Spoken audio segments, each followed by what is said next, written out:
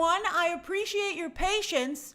Last week when I did a live stream and I had a lot of graphics and chapter times, I got some really good feedback from you guys that you liked a live stream that was that built out. So today's is built out as well.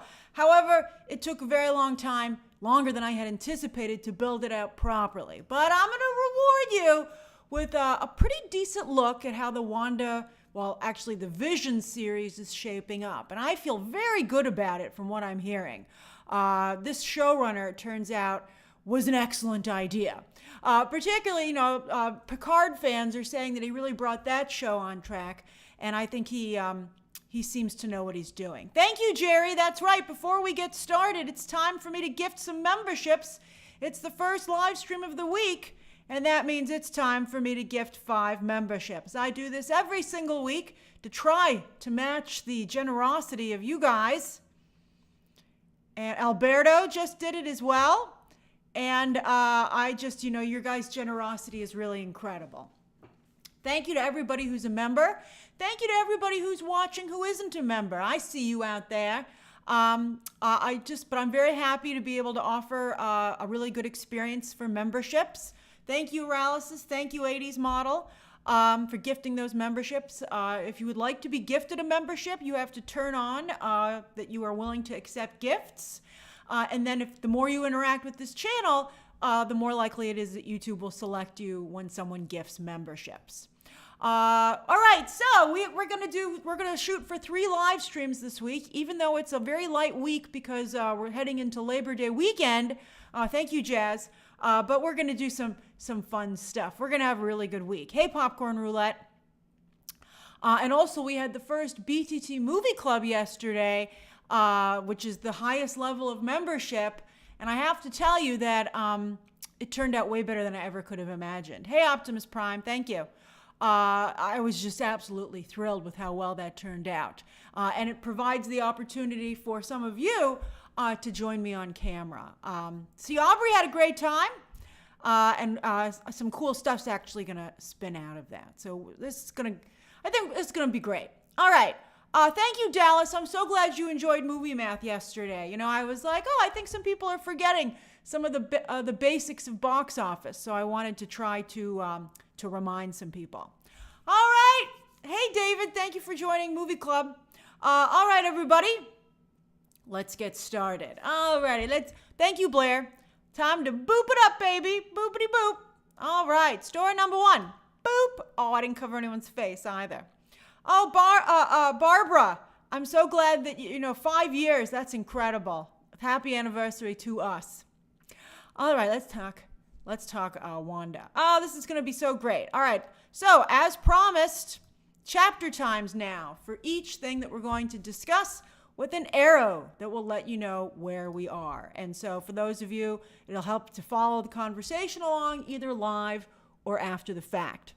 All right, so the big headline, of course, on Friday afternoon is that James Spader is returning as the voice of Ultron. So it looks like they're doing greatest hits over there.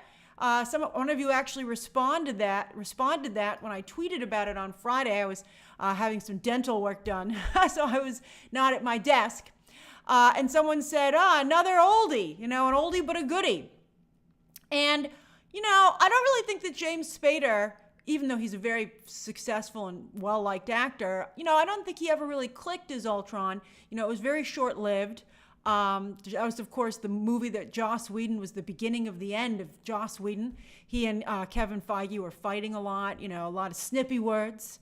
And, then shortly thereafter, Whedon left for, to destroy the Snyderverse. He's very busy at that time. Now, doesn't work at all. James Spader doesn't work very much either, although we're going to talk about the Blacklist, as you can see. But yeah, I don't know how smart it is to keep going back to the greatest hits. I think that people really felt that they were like, let me ask you, although Lisa's very excited, that's good. Let me do a poll. I know you guys like a poll. What do you want to focus on with the Avengers? So, new team, the good old days,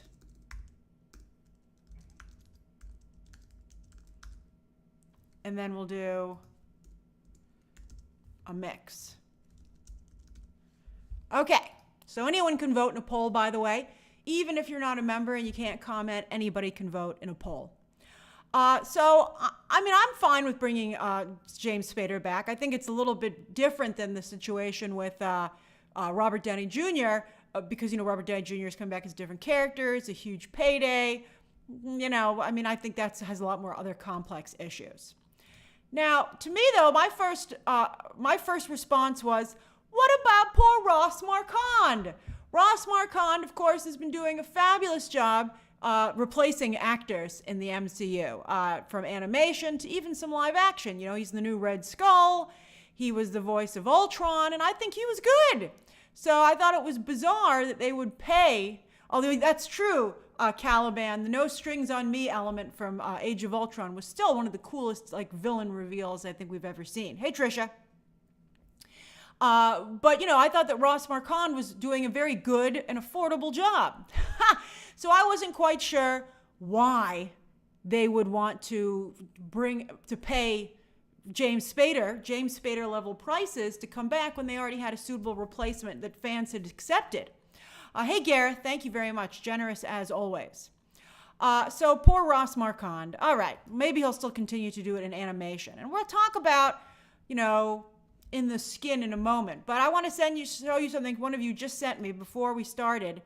And this is a current Disney animatronic that they're working on. It almost looks like James Spader, the way it's staring at that guy. Oh, it's nightmare fuel. I think that's hilarious. It's just so scary. It's like, you're not in charge for long. I don't know why they would make it such a difficult animatronic. But yes, so this is something that Disney for some reason has decided to work on. They're like, what if we built a Terminator? And you're like, what? Why? Oh, that's right. It's very Westworld. It's very odd. I would put a blanket over that thing's head, and then I'd be worried that it would remember that and come on and get me. So yeah, I don't know why it looks weird, but it looks like Ultron. So it looks very much like Ultron. Again, it's weird. All right, so that brings me to my next question. Maybe they're paying James Spader because they want to have Ultron in the skin, right?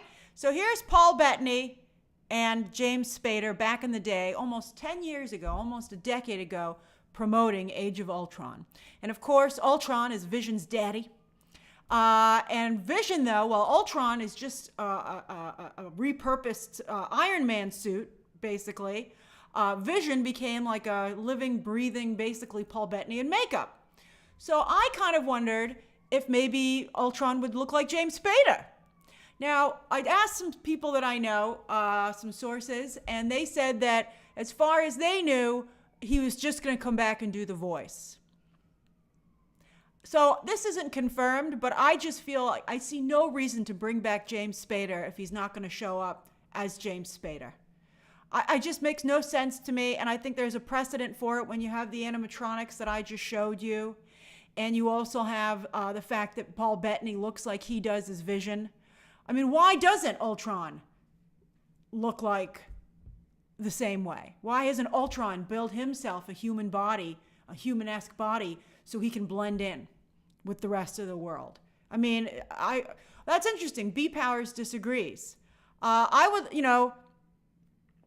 let's see here. What does Vlad say? Yes, Ultron's civilian alias will be Robert California. Is that a character? I'm forgetting if that's like a joke from Marvel or a James Spader joke. Let me see the poll here.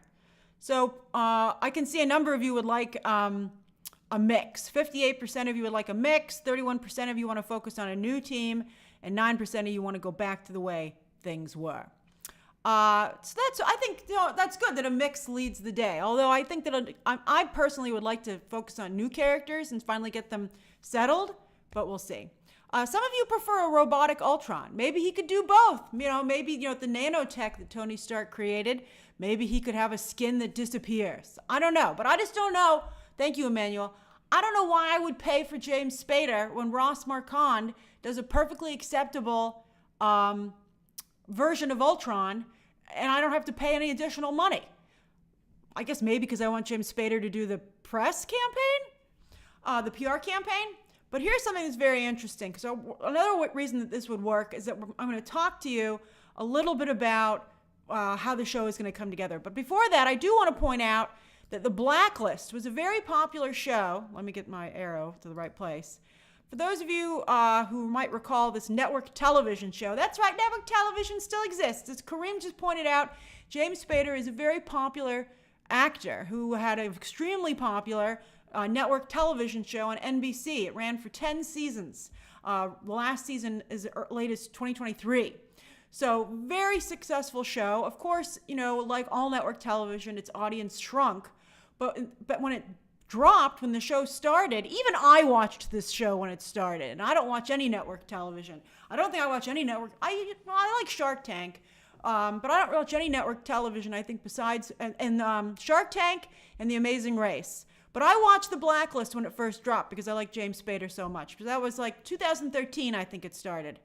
And it did about 14 million viewers an episode, it averaged. But by the end, it was down to about 5 or 4 million viewers. But still, that's pretty excellent. Oh, no, Bravo shows are not network television. They're cable. So, yes, I do watch Real Housewives of Beverly Hills only, thank you very much. And then I also watch Million Dollar Listing LA, but those are not network television. Network television is one of the main networks. CBS, NBC, Fox, or ABC. Sometimes the CW, Channel 11 also counts. You've never heard of him, Maxime. You must have remember him from Age of Ultron. All right, so The Blacklist. All right, now here's where things get interesting. Let me tell you a little bit about how this show I heard is shaping up. All right, so I heard that the Vision series, with its new showrunner, is going to be a mix of Tom King's The Vision comic, which is one of the best comics I've ever read, put Tom King on the map. Tom King, who's now part of James Gunn's think tank over at DC. Tom King was made famous by this comic. This is the one, and it's that good. It's really an incredible comic. It turns out he's kind of a one-trick pony. He really only can write one thing, but a lot of people are like that. Shogun was not network, Adam Sphere. Shogun was cable. All right, so I do not believe that Lizzie Olsen is going to play the wife. So don't worry, I'm going to fill you in on this. All right, then also a mix of that and West Coast Avengers. Now, West Coast Avengers was a team that Wanda and Vision joined, along with Wonder Man, who of course has his own series that's already been filming. West Coast Avengers was a special team that started, of course, in California. Uncle Baby Billy. A lot of people are upset with Tom King, particularly for his run on Batman. I have a love-hate relationship with Tom King, but when he's good, he's really good.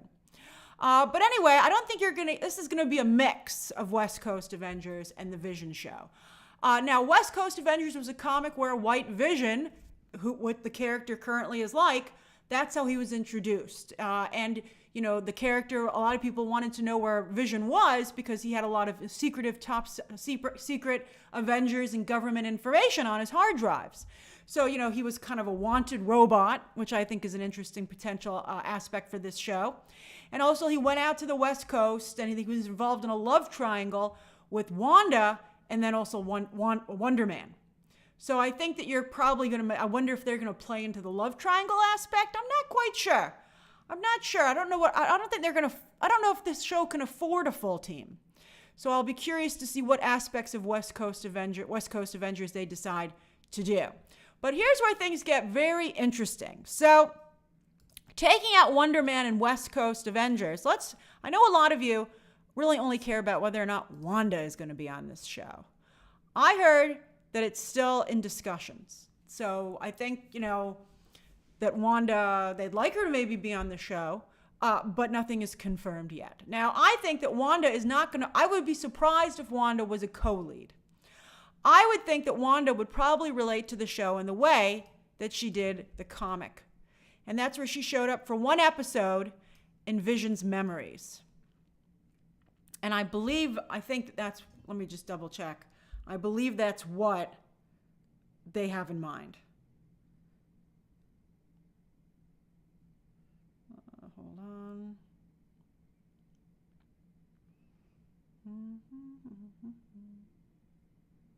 Oh, well, now it's okay. All right, so what I heard is that Ultron is going to be somebody that's not necessarily brought back to life, but is someone that Vision is wrestling with mentally. Okay? So Vision is like dealing with his own personal issues, probably as he decides to become, go back to the way he was. And I think that makes him think about his dad. He's like, Papa! And that's how Ultron would factor into a Vision series. So it would be all of Paul Bettany or Vision's projections internally. Or I guess maybe he could project him externally, but that makes even more of a reason that, you could see Ultron, James Spader in the flesh. Because how would Paul Bettany visualize his father? Sometimes as a robot, sometimes as Ultron, I don't know, Brown Town, this is just what I'm hearing, and the show is still coming together. It could be an instance where he thinks it's all in his head, but then Vision, Ultron downloads himself, and he's been in there all along. I think it could start out where you think he's just remembering or seeing things, because remember, Vision can project hard holograms, potentially, all kinds of interesting things. Junior agrees with me. I think it sounds good. I like this a lot. And if you've read the Vision comic, you'd understand. And by the way, again, one of the comic things, he saw Wanda, and, of course, I think you'd have to address their amazing sequence about, we're saying goodbye so we can say hello again soon. And I think you'd have to have that in there to some degree. But I think that the whole point of this comic, was that Vision was trying to build a regular life for himself, but he was haunted by the more complex life that he'd been leading beforehand. And so this is a really simplistic life that you can see here. It's a real picket fence kind of situation. But this is, he was married to a witch superhero, and his dad was an evil robot. That to me is very interesting. I like it. I think it's actually phenomenal. It's funny, Adam Sphere. It is like, Harrenhal with, isn't it Damon, right? I'm getting all mixed up because I'm thinking of Damian Wayne. But yeah, no, Matt Smith's character. Blair says, how is Ultron going to find the technology to make a new body when he unalived the only doctor who can make him a new body? It's superhero stuff. I don't think that's going to hurt anything. I think obviously Tony's got a leftover body in a closet. You could fix this. I wouldn't be too worried about it. But yes, they're probably going to cast new characters here. They'll probably cast a new actress as Mrs. Vision. I'm not going to give away any spoilers about what happens to any of these characters. And then also Viv Vision, his daughter, and his son. And I forgot his son's name for reasons that you can probably guess. But Viv Vision, as Jacob Knight just said, is a fabulous character. Viv Vision went on to become like a new Young Avenger character. Really great. Mika Wiccan could be in this as well. I would think that Vision would probably envision his sons, one would assume. And Wiccan did show up, by the way, in this comic, in the Vision comic. All right, so then finally, what's also very interesting to me is I want to talk about, of course, the long history of synthetics. All right, so this is a show about synthetics, clearly. Now, this is the showrunner. His name is Terry Matalas. He took over the final season of Picard, and a lot of people thought he did a really great job. And also, there are a lot of synthetics in Star Trek, which I think is fantastic. You, of course, have the Borg, Data, everybody's favorite. Everybody loved Data. He's been around. He was even in Picard. Then, of course, you've got the synthetics from Alien, the Alien franchise, including the new one, Andy. So I really think that, if you can take the elements of these storytellings of science fiction, it makes me feel that is why they hired Terry Matalas to tell this story and to be the showrunner, because of the Star Trek background that he had. I just think it's really phenomenal, and I think it sounds excellent. That's right, Jose. Borgs are cyborgs. They have human or meat. They're meat and machine, I guess you could say. But I think it's the same kind of idea, basically. It's fine. I think it works. And that's right, Dan. AI, of course, is all the rage right now. And, I think that this show could explore that as well. So I just think this sounds great. Browntown, I think, I saw somebody ask, are we getting Tigra? I'd be really surprised if they went, I think you might have a little bit of West Coast Avengers elements in it, but I think for the most part, you should really, really to get excited about this show and probably I think to get a good idea of what you're in for, you should pick up the Vision comic, this comic. You should, just because it's good too. And I got to tell you, thank you, Bubbles. I can't imagine that anybody who would make a story about Vision wouldn't reference this comic because it's probably the best Vision comic or Vision story ever told. That's right, Caliban. Victor Mancha is also Ultron's son from Runaway, and that character also showed up in this comic. It was really a great, callback to all the machines in the MCU or in Marvel Comics. That's right, Kyle. WandaVision also borrowed from this show. The show also borrowed from this comic. But I think because it's spinning out of WandaVision, I think that would make sense a little bit. Tenerife, a robot can have children because they can synthesize them. They can build them. Just like Vision is Ultron's son. Let me get that picture of them together, too. I like the picture of them a lot. There they are. Look at them. Oh, hello, Daddy. He's like, hello, Papa. Papa, did you see my wife, Papa? Didn't work out. Right? I just really like it. To me, this sounds phenomenal. I think it sounds amazing. But I don't know how, we'll see if people like it. But I think if you liked WandaVision, you'll probably like this. Remember, it's not the Wanda show, it's the Vision show. So I would suspect she'd probably show up for maybe 1 or 2 episodes.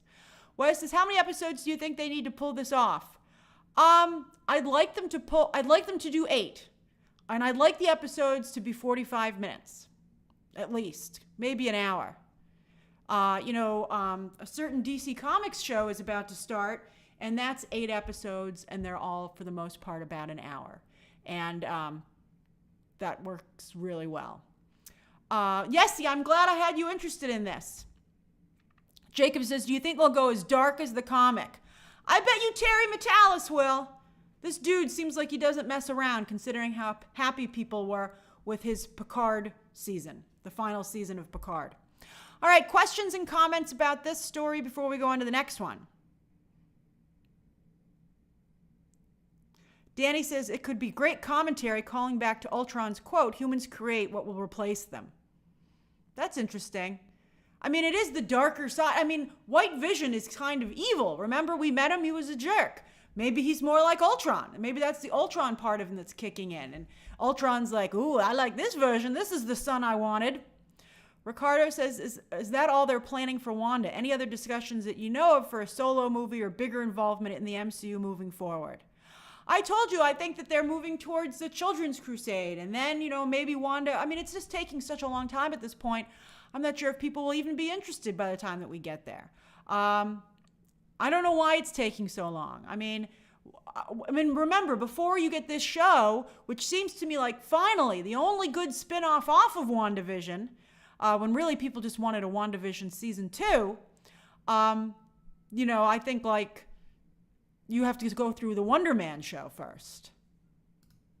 You got to do this show first. This show has to come out first before you even get to this. It's just so long. Let's see here. Hey, Travis. Jake says, how long do we have to wait for this? You're probably looking like a 2026 show. That's nuts. Junior says, I haven't read the comic, but I could see Papa Ultron trying to convince Vision to ditch the weak flesh of human and push synthetic supremacy. Yeah, I think there's really cool stuff going on here. I think it's really great choices.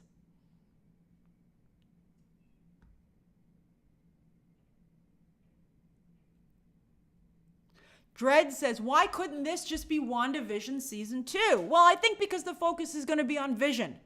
I think that's the issue. By the way, 2026 is just my educated wish.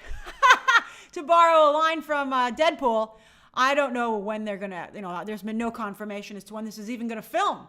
They haven't even signed any of the contracts. They just signed James Spader. They have to cast the rest of this thing. Jason says, I'll give it a try after hearing that all the... Jason, you always come from the same place. All right. Well, Jason, I think this is probably going to be pretty message heavy. And I want it to be. I want it to have a strong talk about, humans versus machines and what makes something human.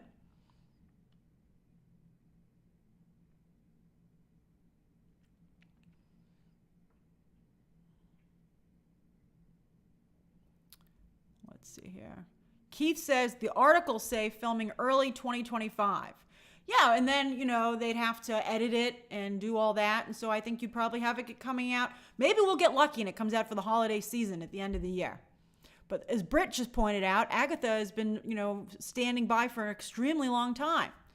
Blair says if people waited for Avatar 2, they can definitely wait for the return of Wanda. I hope it's that good. That would make me very happy. Okay. And then let's see here. Mo says, how do you think this show fits into the multiverse saga? I hope it doesn't. I'm done with the multiverse. I don't want to do the multiverse anymore. I don't think it's very interesting. I don't think it has. I agree with Deadpool that it has not worked out. And I'm disappointed that Doomsday and Secret Wars is going to be more multiverse stuff. I just don't want to do it anymore. But I guess we're stuck.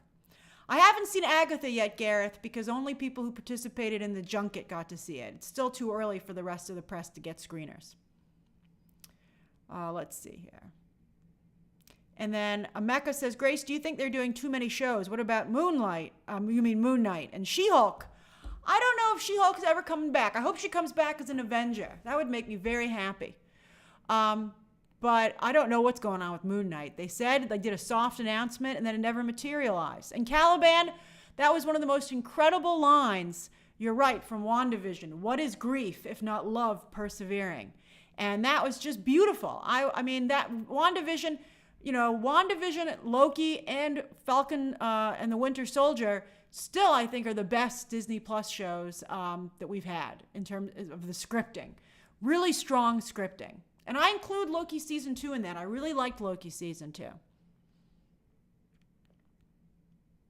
But, you have to remember, one of the things that helped WandaVision was that we believed that it would affect the MCU. And now we know better.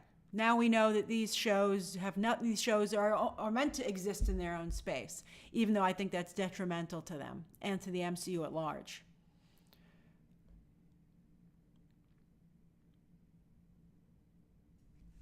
Yes, Mystic, I would agree that Moon Knight stuck the landing. For 2 episodes, it was hot garbage, but then it got really interesting towards the end, and it became an incredible show.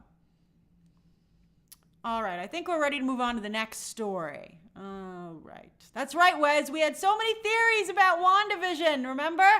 We were like, where's Mephisto? Oh, it's going to, we were like, oh, Quicksilver's back. But then he was just Ralph Boner, and we were like, what the hell? Little did we know those were just the early days of bizarre choices that we don't even still understand. All right. Boo, boo, boo, boo, do, do, do, do, do. All right, time for the next story. I don't think Jason Sudeikis is canceled, at least I haven't heard that. All right, boop. So, Ted Lasso Season 4. Hold on, let me get my arrow. Where'd my arrow go? Come on, where'd my arrow go? There it is. Okay. Ted Lasso Season 4. All right, so let's talk about the context in which this is emerging. So as we know, from a couple of weeks ago, there was a horrible headline that said that Apple TV just can't continue to spend this kind of money when nobody's watching, which is a real shame because they have some absolutely incredible shows, which we'll go over in a moment. But yes, this headline came out that Apple tries to rein in Hollywood spending after years of losses. The iPhone maker is starting to exert more control over its production partners. And what picture did they use? Of course, they use the cast of Ted Lasso because this continues to be their signature show. Despite, wait till you see the list of their original shows. They have so many shows that they've done. All right, so I don't agree that Jason Sudeikis has been canceled. I mean, unless he's done something I haven't heard of. I think that he and Olivia Wilde's situation was really difficult on both sides. And I think for both of their sakes, thankfully, they managed to keep it mostly private, except for that unfortunate incident when she was presented with papers on the stage at CinemaCon. But, you know, she did some really bad stuff as well. You know, she did some pretty bad stuff to poor. I mean, when you hear the story of him with crying in the driveway as she drives off to give Harry Styles some salad, you know, I think you're like, dude, it's just bad all around. Divorce is hard. So I think Jason Sudeikis is fine, and you know, this is an extremely successful show, or at least it was. Let me ask you what you thought of Ted Lasso season 3, and I'll tell you afterwards. Interestingly, Ted Lasso season 3 seemed to set up season 4 to exist without Jason Sudeikis, but I don't think that they're going to try and do that. What did you think of Ted Lasso season 3? Loved it. Not quite as good. Boo. And then don't watch Ted Lasso. Let's see if that's what most of you write. All right. And by the way, again, just as a reminder, anyone can vote in a poll. You don't have to be a member to vote in a poll. All right. But here's something that's interesting. So it came out today that Apple's not done spending just quite yet, or at least the Wolves deal came in beforehand, because it was revealed today that for this movie, Wolves, which will now play in theaters for just 1 week before heading to Apple TV, because they're like, we spent all this money, we might as well get maybe some subs out of it. They spent $35 million for each Brad Pitt and George Clooney. They each got $35 million. That's incredible to me. So that's $70 million, right, just for the talent, for a movie that looks like, I'll be honest with you, it looks like a streaming movie. I wouldn't be like, I'm only paying for one of them, and then you can get a smaller stature actor to act opposite them. I was talking to somebody about this morning. Because this is an Apple movie, there's really no back end, so that's why they're doing a pay structure this way.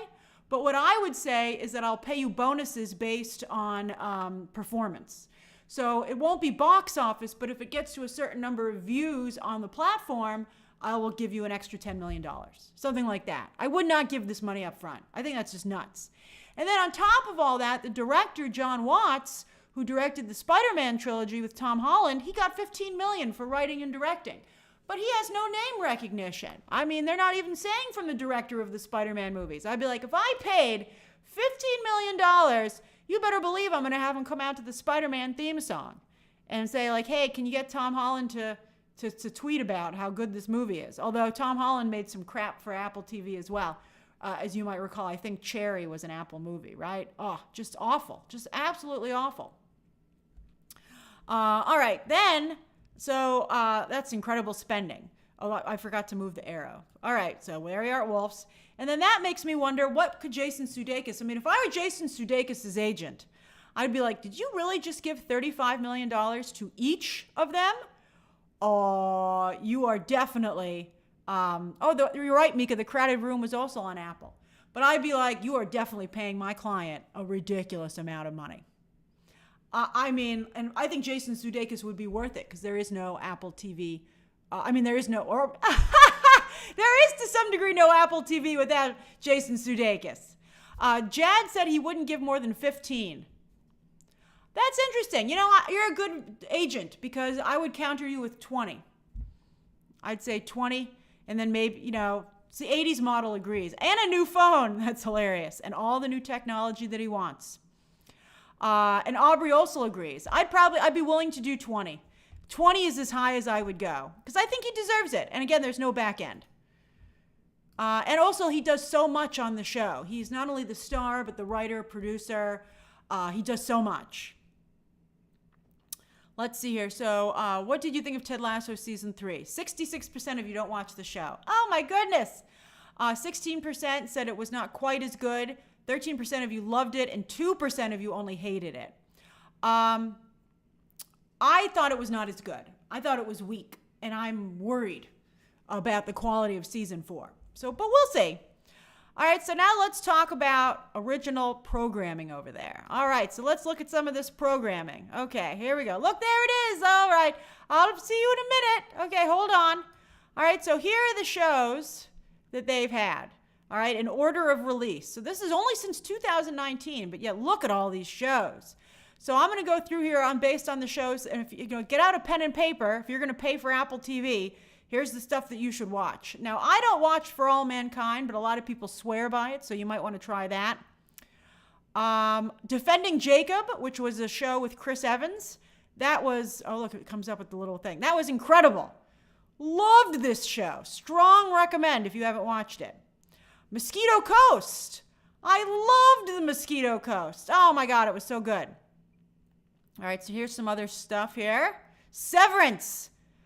Look, they don't even get the poster up for Severance. What the hell? Severance is an amazing show. Season 2 is coming out soon, but really an incredible piece of content. We Crashed. Some of these don't have posters. I liked We Crashed. Jared Leto, Anne Hathaway. I thought this was a phenomenal show. Pachinko, Season 2 just started. Strong recommend as well with Pachinko. This is a South Korea show. Let's see here. People watch Slow Horses. I don't watch Slow Horses, but other people do. Let's see. Let's see here. Blackbird. Is that what it? Yeah, Blackbird. This was with, why are the posters not coming up? Blackbird with Taron Egerton. Oh my God, such an incredible show. Love this as well. Bad Sisters has a second season coming up. I think Bad Sisters is also incredible. Let's see here. What else? Look at all these. Some people like Silo. I'm not a huge fan, but people like it. Let's see here. Hijack. Oh, I loved Hijack with Idris Elba. Also getting a season 2. I got to tell you, I like my Apple subscription. Lessons in Chemistry has a ton of noms, but I haven't watched it. Still haven't watched it. Let's see here. Manhunt. I loved Manhunt. Oh, it got a poster.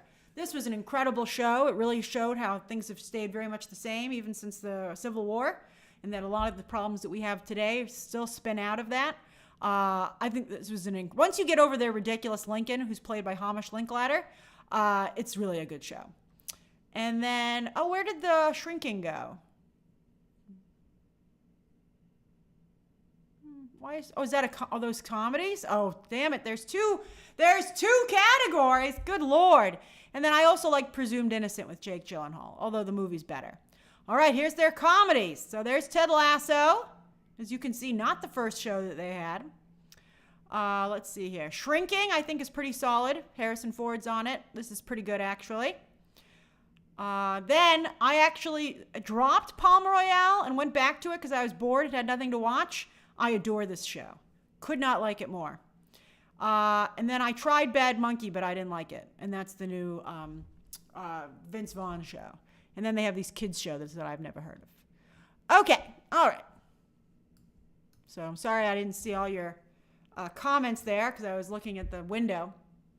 But yeah, they have a lot of really good programming. So it's kind of shocking to me that nobody watches any of this stuff. Oh yeah, that's right, Joey. Loot. I liked Loot season 1, but I didn't come back for season 2 for Loot for some reason. All right, so let's go back to more Ted Lasso. But all that stuff that they have, and it's not enough. DK, I'm glad you took notes. That's awesome. Go and watch that stuff. I think you're really going to be very happy with a lot of those shows. All right, so what happened? Now, the reason this is in the news is that Apple TV and the production company that makes Ted Lasso has picked up the options with the UK acting union for 3 of the main actors. Rebecca, Hannah Waddingham, Brett Goldstein, who plays Roy Kent, and then Higgins, Rebecca's assistant. I gotta tell you, I don't think they need to bring back Higgins. I'd be like, let's save some money. I mean, no offense to Higgins, who I always recall as having a small role in Fred Claus, actually, interestingly enough, with Vince Vaughn. But I'm not a big Higgins fan on the show. He's okay, but I don't know if they need him. All right, but that's why this is how their hand got tipped. Oh, look, Linzick loves Higgins. Sorry, Linzick. I guess Higgins is there for the fans that he does have. Yes. So this is how they tipped their hand, and people knew that they were trying to do a season 4 because they had to go to the UK talent union and get these options going. Now they have to negotiate with SAG-AFTRA, to get that done. And then they can put the contracts together and make a formal announcement, and we'll find out maybe a little bit more of the story. Yeah, they're definitely going to have Roy Kent Silver Scale, but here's the other question. What about Jamie Tart? Can you not have Jamie Tart? Because everybody's reporting that Jamie Tart has too many conflicts, including one for Apple TV, by the way. He has 2 shows, I think one for Prime Video, one for Apple TV, and he's not available. Jamie Tart would not be available for season 4. I would say, I don't care. You'd have to find a way to work him in for 1 episode. I think that he is such a crucial part of the show, particularly with how they left things at the end of season 3 with almost introducing the idea of a threesome.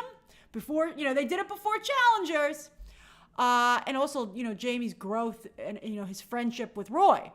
So I think he'd have to at least be back for 1 episode. And I think they could certainly program that. For those of you who are wondering and don't watch Ted Lasso, that's right. Brett Goldstein, right here, is the actor who was picked to do Hercules in Thor. But then, of course, that movie never materialized. But the whole reason he got the Thor gig is because of his work on this show. He's an incredible Roy Kent. But I do agree with some of you that, like Kay Walton said, that Roy Kent has started to become a bit of a parody of himself. I think they've run out of places, I think, to take the character. At least it seems that way. Maybe after taking a break, they'll figure out something different to do with him. All right, so does anybody have any questions or comments about this story? And then we'll move on to the third story. Kim says Brett Goldstein is such an adorable Muppet fan. He really is. And, in fact, he started out just as a writer on the show. Brett Goldstein. And then they said, you'd be a really good Roy Kent. And that's how he got the job, which I think is interesting. It's just like a lot of the cast members on SNL start out in the writer's room before moving on screen.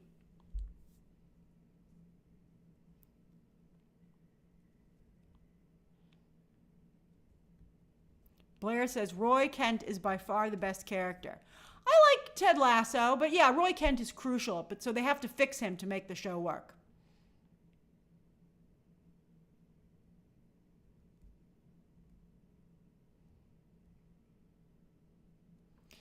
Dan says, will they pick up the women's team storyline? That's an interesting idea. But I think they already have, as you can see, way too many characters. Oh, Jazz, I think Coach Beard is better in small moments. I thought we got a little bit too much Coach Beard last season. I don't think the show works without Jason Sudeikis as the anchor. And, he started to phase himself out in season 3, and I think that's one of the reasons it didn't quite work.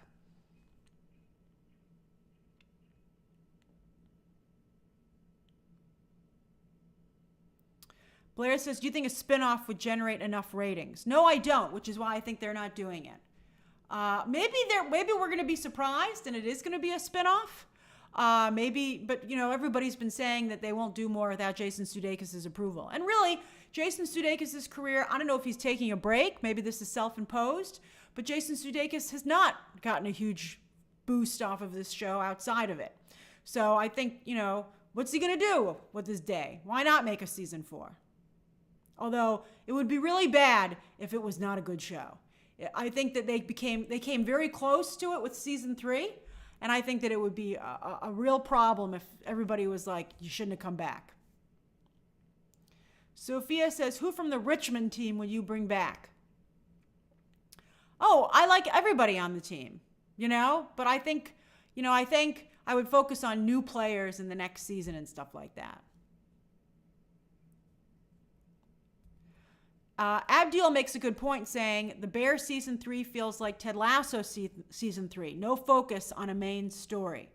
That's a lot of side quests, basically. That's very true.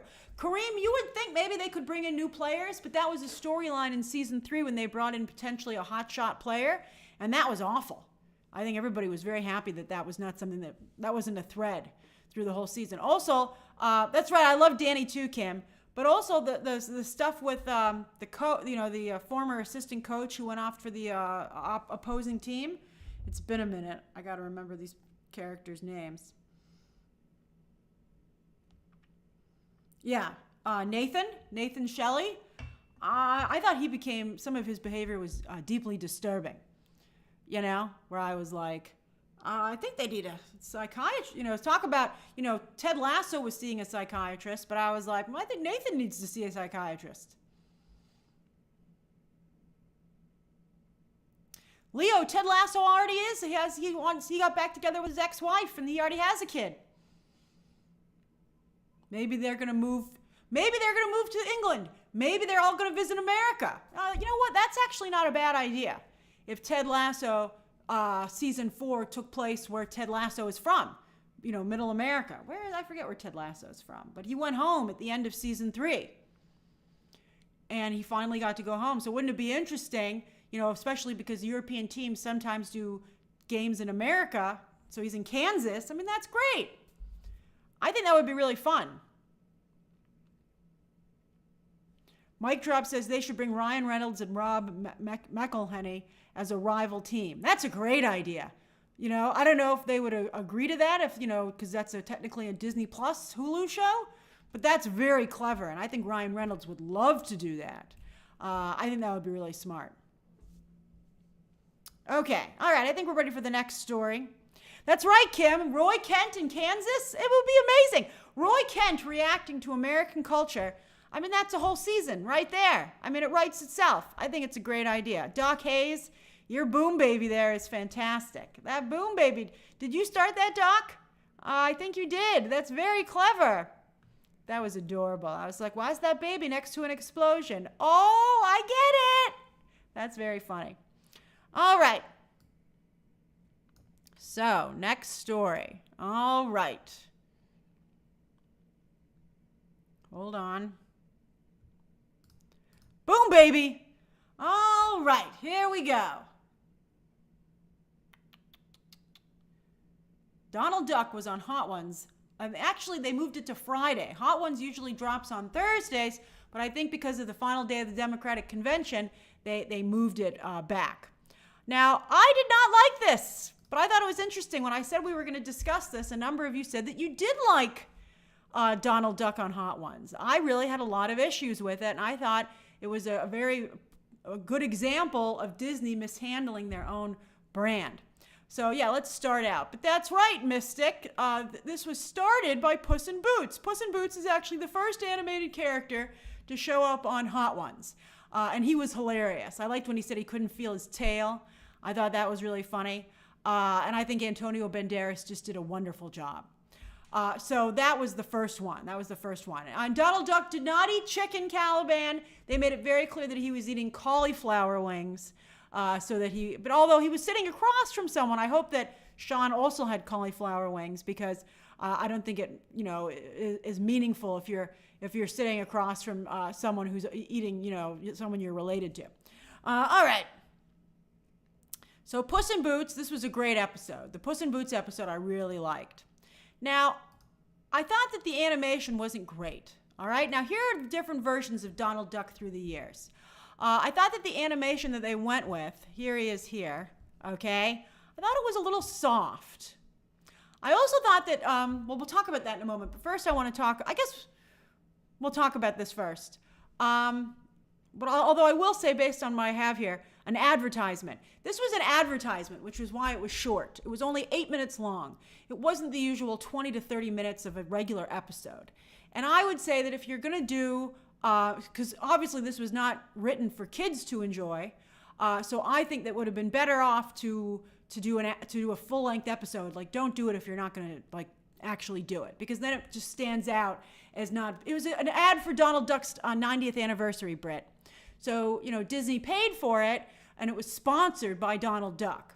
Whereas other episodes of Hot Ones, even though they're promoting, every time somebody's on there, they're promoting something, usually you'll see it sponsored by somebody else.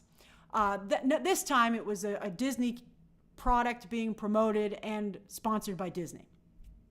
And that's why it was just 8 minutes, and I think, I feel it should have been a full episode. Then next up, I thought it was off on the Disney brand. I know that Donald always has a bit of an attitude problem, but I thought that he came off really poorly. I think he came off as a jerk. I think, I was surprised that the animators and the writers who work at Disney, that when they watched Hot Ones, that's how they perceived the show. I thought it was also somewhat insulting to the previous guests. of the show.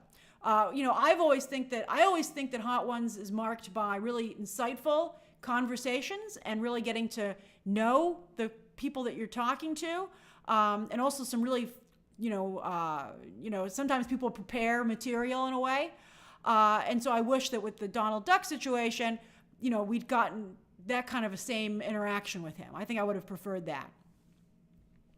But I think the reason that they did Donald was because, obviously he has these crazy reactions and stuff like that. But I think they did the wrong style of animation. So there's how Donald looked. And then also, here's Mickey. Mickey was there. I don't know why Mickey would show up to somebody else's Hot Ones episode. That didn't make any sense to me. And the idea that Mickey would be on the sidelines, it made no sense to me. I was like, why doesn't Daisy go instead, or Goofy?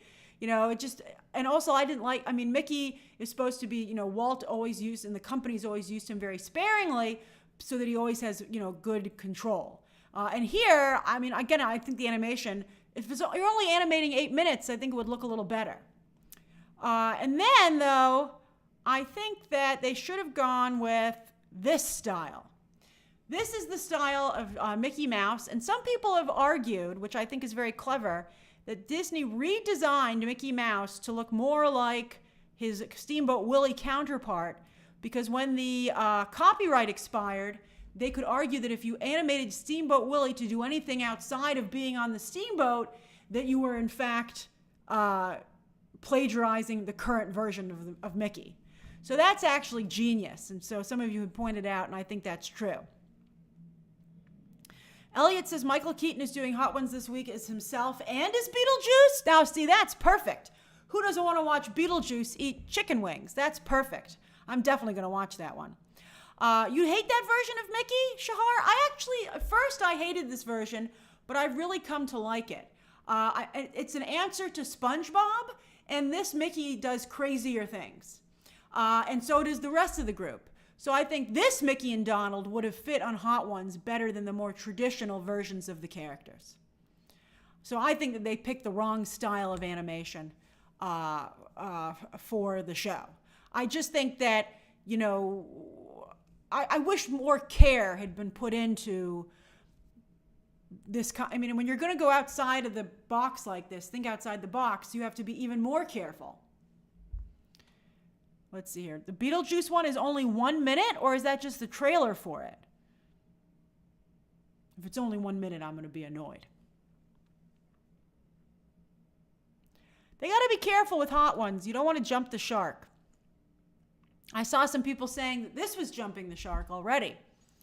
I think you don't want to seem too gimmicky. I think that's, I think like the best Hot Ones episode I've ever seen. Of course, there have been a ton of incredibly good ones, but it was the recent Hugh Jackman, Ryan Reynolds one, which has almost 30 million views at this point. That was the best one I've ever seen, because they're not. The reason I think that worked is it was the perfect example of not only why that show is so good, but why Hugh Jackman and Ryan Reynolds are so talented, and that they are very smart creatively, but also in a business mind. So they were able to exist in the moment and be really present and kind of do improv, but also they both kind of prepared material, which I thought was phenomenal. Jazz says, is Hot Ones at the risk of being overexposed? Maybe, I don't know. Let's see. Let's see how many. They have been a meme factory and a GIF factory for a long time. Like you guys talking about Pedro Pascal, the Jennifer Lawrence one, Paul Rudd. Look at us. Idris Elba was a very popular GIF from this show for quite some time. And these are just become part of the pop culture lexicon. But I think that it should be harder to get. You don't want everybody being on Hot Ones. You don't want it to be a point where everyone's been on it. I think it's better when, it's like there's only a certain number of spots. But right now they're doing amazing. Right now the show's doing really great. Although I will say that the Glenn Powell, Daisy Edgar Jones was not a proper Hot Ones. They have a spin-off show where just two people talk to each other and Sean Evans isn't there. Austin, it's funny that you say Maya Rudolph will do Kamala Hot Ones on SNL. Maybe she will, but by, of course, one of the most famous episodes of Hot Ones is a fake one that SNL did. Mikey Day was Sean Evans, and of course Maya Rudolph was Beyonce, which is one of the best SNL sketches and de facto Hot Ones episodes I think ever. Hey, Fart Brother. I mean, so they have a lot of really good episodes. And I just don't think Donald captured why that show works. I think, it almost seemed like the people who did the Donald material never really watched Hot Ones and weren't fans. Because I think they would have not written the Donald episode that way. Dread's Hot Ones is still a YouTube channel. It's still a YouTube channel to this day. All right, so does anybody have any questions or comments about this story before we get to the Q&A of the day?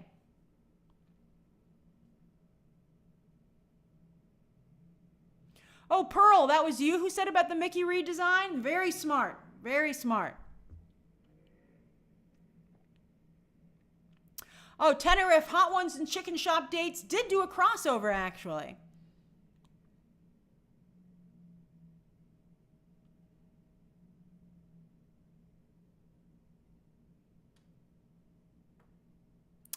Mystic, I think that YouTube finally is getting these shows on the award circuit. Wasn't Hot Ones nominated, or at least it's eligible? I think like the YouTube shows are now eligible. That's very sweet of you, Wes Woodcock.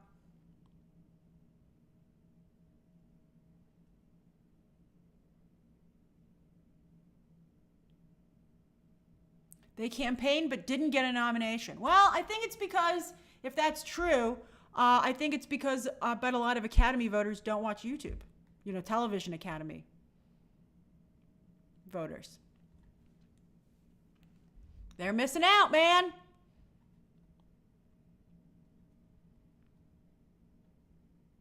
And Nathan, I'm not sure what the first Hot Ones is, but I watched some old ones because I wanted to see Key and Peele when they were on Hot Ones. And go watch the Key and Peele Hot Ones because it's such a different show. It's like at a totally different table in a much smaller studio.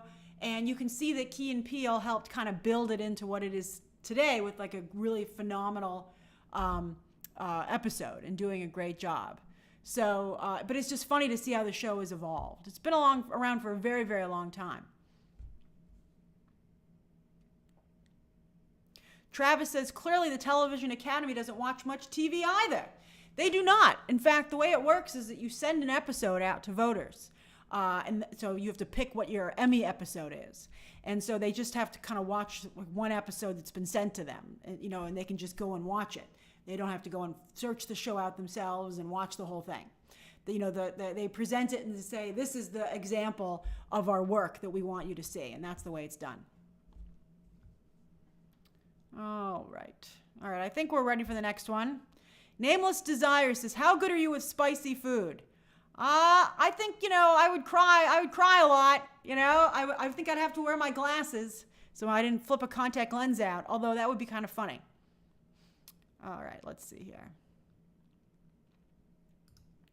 All right, Q&A. That's very nice of you to ask, AJ Jones, as well. Who knows what'll ever happen, but obviously that would. I think anybody. I can't think of anybody who would turn down Hot Ones. Let's see here. Hey, John Kal-El. And then Blair says, answering a question. So we're doing 10 minutes. So it's 4:44. So we'll go till 4:54. Blair says, answering a question that you have had on Movie Math Alien. Romulus does have merch. I bought a face hugger that latches onto your phone and the tail spreads to be a stand for the phone. I'm talking about merchandise that's available on Shop Disney and in the parks. I'm sure that they make some money off of selling to third parties like that, but I'm talking about something where they can do merch at like the level that Disney does merch. Jesus says, top 3 favorite animated shows? Oh, hey, Jesus. I like Batman the Animated Series, obviously. I guess Arcane, maybe to a degree. I Oh, X-Men 97 was very good. I like Invincible. I like a lot of animation. Although I'm getting a little tired of like adult animation. I need a little bit of a break. Nick, let's see here. Oh, hold on. It's Maddie says, hi, Grace. I've been subscribed since I was in high school. Oh, wow. You're my favorite creator. Oh, it seems like you just had a birthday, Maddie, or is your birthday today? But thanks for sticking with me. I really appreciate it. Let's see here. Jenna, I didn't watch the Emilia Perez trailer. I'm going to check that movie out when it comes out because it's an awards contender. But I haven't had a chance to actually watch. I watched the trailer, the trailer that came out that was in Spanish with French subtitles. So I kind of got the gist of the movie. Let's see here. Fart Brother says, what are your thoughts on the Secret Level show on Amazon? Is that the video game show? I think that video games really are having a moment, and I have not seen too much about that, but I would certainly greenlight it, and I'll keep an eye on it. Hey, W Van. Nick Warner, I have not heard of whether or not Kumail Nanjiani is Booster Gold, and I hope that he's not. I think that I really love Kumail Nanjiani. I think he's an awesome and talented comedian, but I think that would not work out well for anybody involved. Mika, I don't think they're going to pull the Acolyte from Disney+. Like, why would they? They would just give people a reason to make more content about it, more hate content. It's just like that ridiculous theory that, some of these things are money laundering schemes. They're not money laundering schemes. Hollywood is this town that pays a ridiculous amount of money up front for some things because that's the way it works. You make nothing until you hit it big, and then you make a ton. I mean, that's why people stick with it for so long. You're like, why would you work in an industry where 95% of actors can't support themselves? And it's because the 5% get paid a ridiculous amount of money. That's the way, and that's the carrot that keeps talented people trying to make the Hollywood dream come true. I mean, you could argue whether or not that's responsible, and I think there's an argument about that. But that's the way it goes. And I've told you before that everybody, well, that's a whole different conversation. But, if you actually understand the business, you can see where these big paychecks and budgets for shows go. It's not ridiculous. Let's see here. Pearl Plum Sparkle says, Grace, what do you think the Illumination Barbie movie would be about? If they make it a story about traveling from Barbie Land into the real world, then Warner Brothers could sue Mattel for copyright infringement. Well, yes, they obviously would not do that because I think, just the bad publicity alone for Margot Robbie and Greta Gerwig being like, we're being ripped off, I think would be problematic. Let's see here. CJ says, Young Justice sitting right there, Grace. I never watched it. I watched it for a little bit. I fell off that show, as you know, CJ. Kyle says, is there any truth to Spider-Man 4 being another multiverse movie? Let's see. Oh yeah, I thought Kite Man was only okay, but I love the Harley Quinn animated series quite a bit. Dory Does Voices says, Grace, do you think Beetlejuice will make $1 billion? I do not. I don't think it'll make $1 billion, but it doesn't have to make $1 billion. If Beetlejuice can beat Ghostbusters, I think it'll be good. I'm worried about how it's going to do. Yes, Lloyd, I will react to Sonic tomorrow morning, the Sonic 3 trailer. Diego, I started to try and watch the new Terminator animated show on Netflix, and I did not care for it. El Pidio says, what are your thoughts on Nosferatu, and have you seen the original? I'm not, that's too creepy for me. I'm like, is that a real vampire? I don't want to watch that. And you mean the movie coming out later this year? The funniest thing about that trailer was that it was super atmospheric and creepy, and then they were like, at Christmas. And you were like, that's crazy. Who would want to see that at Christmas time? Maruna, I did see Blink twice. I do not plan to review it, but I enjoyed it. I don't think you need to see it in theaters, but I thought it was a good movie, and I thought I liked it. Dancing Dog 60 says, is Yelena popular enough for a solo film? She doesn't need a solo film. The Thunderbolts movie is her solo movie, basically.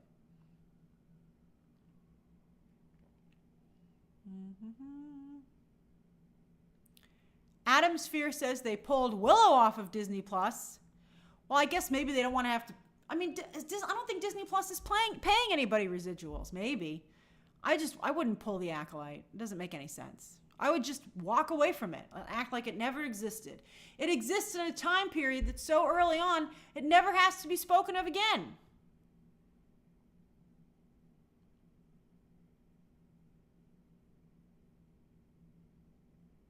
Ricardo, I will review Beetlejuice 2, and the embargo lifts week of release. So I will be reviewing it.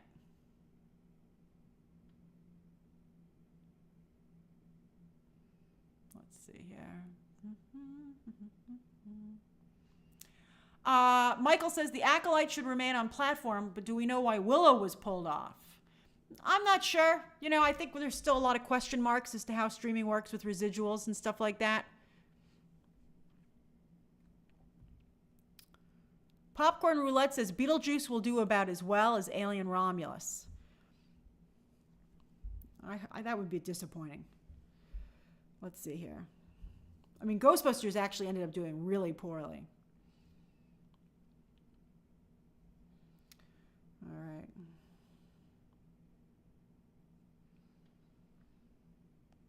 So Ghostbusters only came in at like 200 worldwide. Oh my God. And Alien Romulus, of course, is at 225. I would be disappointed if Beetlejuice couldn't hit 300 million worldwide. I'd be disappointed. A lot of movies did not materialize. Let's see here. Jazz Primo says, have you ever been to the Edith Head exhibit? I'm going to the local Museum of Art exhibition called Edith Head, Hollywood's Costume Designer. I've never seen an Edith Head exhibition, but I'm very aware of who she is. She is an incredible Hollywood costume designer. She did a lot of the most famous costume designs from the 1950s and 60s, and she, in fact, famously created the figure of Elizabeth Taylor. And she was very well known for not only doing beautiful gowns, but being able to cover up problem areas and really just do because you have to remember that in the 1950s and 40s, women's fashion was a lot more structured. Whereas today, it's a lot looser and stuff like that.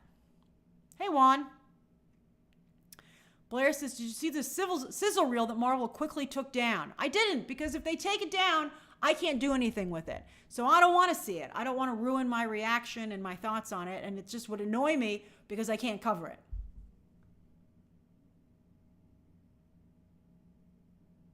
Shahar said, did you read the Deadline article that Gunn admitted he's going to hide? Well, they're just covering his tweets or his comments on Threads, which I think is beneath the trades. I'd be like, oh, dude, I'm not going to report on your Twitter feed. But I do think that's a mistake to hire any Guardians actors. I think it's a big mistake. That's right, Kareem. There's a Terminator animated show that drops on Thursday. I mean, maybe it gets better, but I couldn't get through the first episode. Let's see here. Lisa, I'm not reviewing Only Murders in the Building. And the reason I'm not reviewing it is that the last time I reviewed season 3, not a lot of online interest for that show. And because I'd watched the whole thing in advance for the most part, I couldn't really discuss it with my friends and family while it aired. So I was like, for a show that not a lot of people care about the review, I'm just going to watch it as it airs. I don't do that for a lot of stuff, but I reviewed season 3 and it ended up not being worth the sacrifice. Charlie says, hi Grace, I'm starting sophomore year and everything feels so real. Any tips for adult life? You're so far from being an adult, Charlie. You're just sophomore year. Is it college or high school? That's interesting. Don't take anything. It's interesting. You should take things both seriously and not seriously.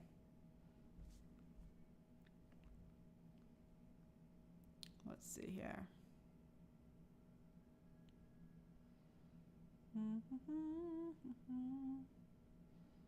Hey, William Wallace. I like your name there. My review says, Grace, did you see my LA photo? Because if not, I could totally resend them. I don't think that I did. Let's see here. Let's see. Only Murders is this week. It starts tomorrow. I have all the screeners. It was very hard not to watch them. Jay King says, hi. Oh, I don't think they gave us the final episodes because they don't want to give away the murderer, obviously. Jay King says, hi, long time no see. I've been dealing with some personal stuff the past few weeks, but I'm so happy to be back. I'm sorry you've had a tough time, but I'm glad it seems like maybe you've turned a corner. And of course, we're here for you. So welcome back. Mystic says, $1 batillion for Beetlejuice. That's pretty funny. But I don't think that's going to happen. Maybe a batillion is a different amount. Maybe that stands for 400 million. A batillion is equal to 400 million. Thanks, Matt. I work really hard. You know, all I can do is tell my truth. You know, that's my North Star. William Wallace says, I was finally able to join again. The OG Twister is my all-time favorite movie. My parents are coming to visit me in the city this weekend, and we're going to see it in 4DX. Welcome back, William. It's so nice to see you. And that's awesome that you're going to be taking your parents out to do something so fun. Fellow Ozian, do I like poached eggs? What an interesting question. I had a fried egg actually last night. I like my eggs over soft or over easy. And I like a good fried egg sandwich. And I like also, the two things I like with eggs are like a fried egg sandwich out of Martin's potato roll. That's delicious. And then, although I'm trying to not eat bread again, so I just had a fried egg last night. Of course, the best way to eat eggs is hard boiled.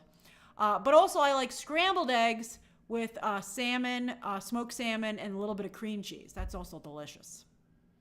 Yaya says, what is your song of the summer? I don't know. I don't really listen to music in that regard. Let's see here.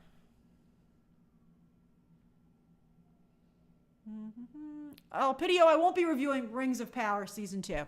Just not enough people watching that. I don't know the Lord of the Rings lore well enough. I just don't think it's worth the effort. Let's see here.